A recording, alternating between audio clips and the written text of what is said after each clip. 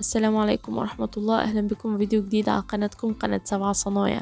واستكمالا لسلسلة حلويات العيد، النهاردة هنعمل مع بعض بسكوت الزبدة، وهنشوف ازاي يطلع معانا بالقوام والشكل واللون المظبوط، وايه الملاحظات اللي تخلي الوصفة تنجح معانا ونتجنب كل المشاكل بتاعتها، وطريقة التسوية الصحيحة.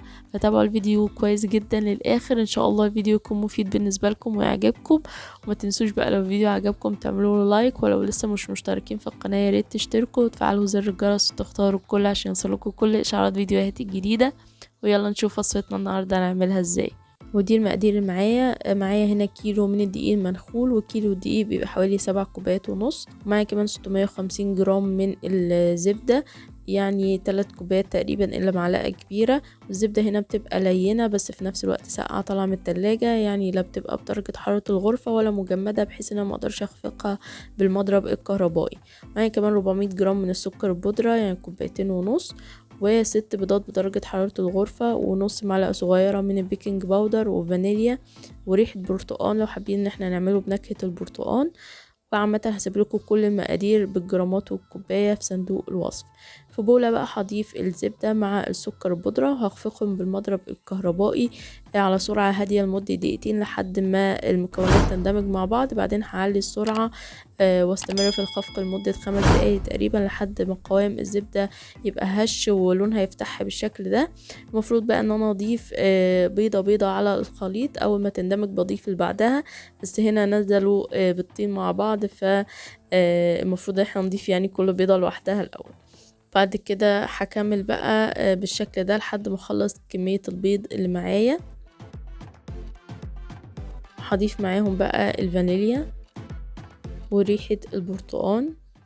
لو حابين بقى ان احنا نضيف اي نكهات تانية، او ان احنا نخليه كده من غير نكهات خالص، يعني نضيف الفانيليا بس، زي ما تحب.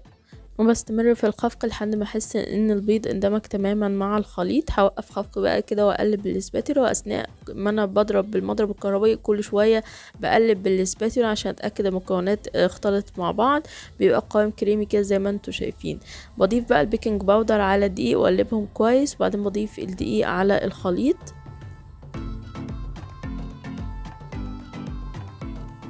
وببدأ بقى ان انا ادمجهم بايدي، يا دوبك بيبقى كده دمج مش عجن. بدخل الدقيق في الخليط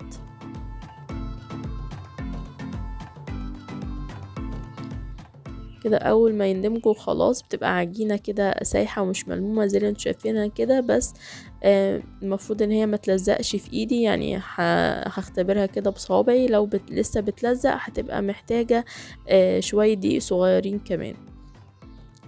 بدخلها بقى التلاجة وباخد جزء جزء اشكله عشان درجة الحرارة ما تسخنش العجينة بتاعتي والزبدة تفصل منها. وده القمع اللي هستخدمه، اللي هو المشط اللي ليه سنون من ناحية واحدة. والصاج بتاعي هنا ممسوح مسحة زيت بمنديل.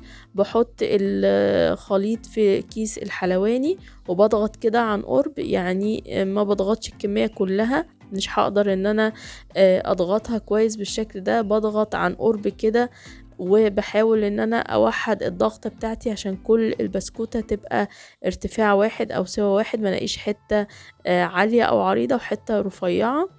بعد كده بقى بساوي بالسكينة كده الحروف بتاعة البسكوت عشان يبقى كله سوا واحد وشكله حلو.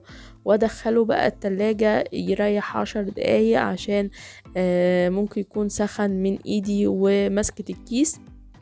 وده اللي حصل فعلا، ان انا ايدي درجة حرارتها عالية، فوارد جدا نلاقي الزبدة فصلت او العجين سخن. فلو دخل الفرن وهو درجة الحرارة دي هيفرش معايا جامد. بدخله بقى الفرن على درجة حرارة 200 في الرف اللي في النص. اول ما ياخد لون من تحت كده خفيف هرفعه على رف مرتفع واسيبه لحد ما ياخد اللون الموحد اللي انتوا شايفينه ده. زي ما انتوا شايفين كده اخد لون حلو جدا. يدوبك اول ما الاقيه اخد لون من تحت هرفعه على اعلى رف عندي في الفرن واسيبه يكمل سواه. زي ما انتوا شايفين ارتفاع بسكوتة وهشة ومفرغة، وعايزة اقول لكم خفيفة وطعمها حلو جدا. يعني بسكوتة حلوة قوي ومقاديرها مظبوطة وشغلها مظبوط. اهم حاجة نحافظ على درجة حرارة العجين بتاعنا، ولو لقينا ان العجينة فصلت الزبدة بتاعتها ما ندمجاش مع باقي العجين، يعني نشكلها وبعدين ناخد العجينة بقى اللي احنا شايلينها في التلاجة، ننضف الكيس بتاعنا ونحط قطعة عجين تانية ونشتغل بيها. لو الزبدة فصلت معانا نحس ان البسكوت بيتقلى في الفرن وعمل فراغات وبقى شكله مش لطيف ومش اخد القوام ده خالص ولا منتفخ بالشكل ده. فاهم حاجة ان احنا نحافظ على درجة حرارة العجين. كمان من ورا بيبقى فيه تقويصة كده، مش بيبقى مستوي ولونه زي اللي انتوا شايفينه ده. يا رب تكون الوصفة عجبتكم واكون قدرت اوصل لكم من المعلومة بشكل واضح. ما تنسوش بقى لو الفيديو عجبكم تعملوا له لايك، ولو لسه مش مشتركين في القناة يا ريت تشتركوا وتفعلوا زر الجرس وتختاروا كل عشان يوصلكم كل اشعارات فيديوهاتي الجديدة. والسلام عليكم ورحمة الله.